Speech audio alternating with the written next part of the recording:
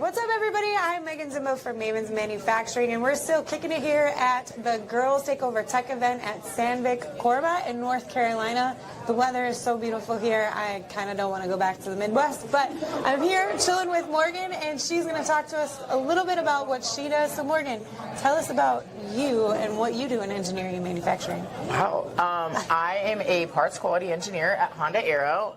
So that entitles, or I guess means that I am working with suppliers, as well as in-house manufacturing, because we manufacture 3 parts, and we are making sure that they're conforming to the FAA. I do confirm like drawings and specs or meeting those, and I do conformance and some product audits. Every day is a little bit different, so if something comes in non-conforming, we have to make sure that we document it and then we properly disposition it. Okay. So that's no pressure at all. I just feel like that would be a very stressful position, because if you miss something, like we all know a specific aero company right now that's kind of struggling. It's not Honda Aero, but you know, that's a lot of pressure. So can you tell me, when you were growing up and going through high school, was this something you always wanted to do? Like, did you even know what a qualities inspector was, or how did you get involved with taking engineering classes and then getting to where you are with Honda right now?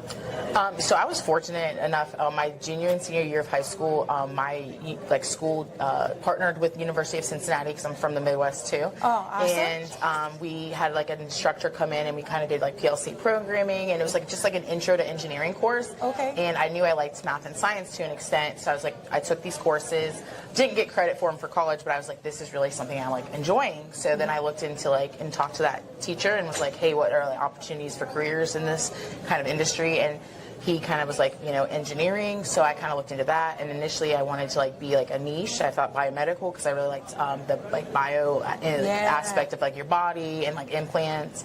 And so he's like, maybe do a little bit broad. So I chose mechanical engineering, and then I went to a small university so I could have that like one-on-one attention and learn it to like the best of my ability. So then how did you end up in North Carolina at Honda?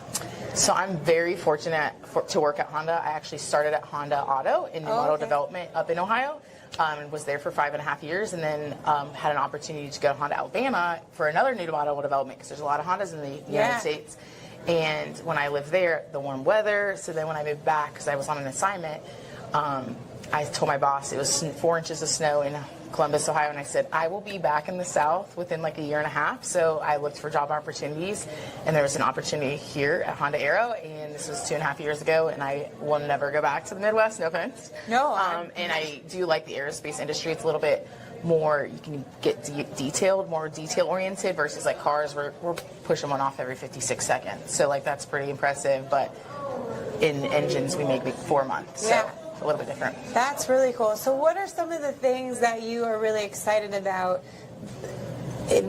upcoming in engineering and manufacturing? Because there's a lot of like advanced technologies. So not only are we having like robotics working next to employees and taking mundane tasks and making them easier, but we also have additive manufacturing with a lot of new advancements coming up. You mentioned, you know, you were in the biotech, like you were interested in that, and there's a table here where they actually have a hip replacement, 3D printed hip replacement. Yeah, and he told me it was like a $40,000 part, and I was like blown away about it. So he's like, please don't drop that. I'm like, I promise I won't drop it. But what are some of the things that you're excited about and working with and looking forward to? So our big thing that's coming out, or like we're developing, and it's known to the public knowledge to an extent, but we're working on an eVTOL, and so that's a like electric vehicle takeoff. So it's essentially a human drone. And it's really exciting, because like we're going to be part of that, like the engines on that. Awesome. And so it's opening, it's almost like the Simpsons, or the Jetsons or whatever. So they're bringing that into the aspect of it, and it's in design works and stuff. So like, I think that's like what I'm really excited about, because there's just so many things that we like, I couldn't even imagine like 10 years ago that are already like being put into like aspects of like drawings, and like we have prototypes and stuff like that. So it's kind of really cool. Yeah. But what advice would you give to younger girls who might not know exactly what they want to do when they get out of high school? Come to something like this. Honestly, I wish I had this when I was in high school. Like, this is such a great opportunity to see, like, and like open your eyes to what the opportunities there are. Yeah. I mean, I didn't know that there were like, you can be anything but like a teacher or a doctor, like, until, you know, I got the exposure. somebody mentioned here to job shadow. I wish we had those more, more often. Like, we need to have that, like, for especially high school, middle schoolers, because they get to see our day-to-day activity. And, like, it's not, I get some stuff's proprietary, but write an NDA, like a non-disclosure, whatever agreement. Yeah. Because these kids need that exposure to see what they want to get interested in, and I just take any and every opportunity, because that's what I like try. Even now, I'm like, this is a great opportunity to come to.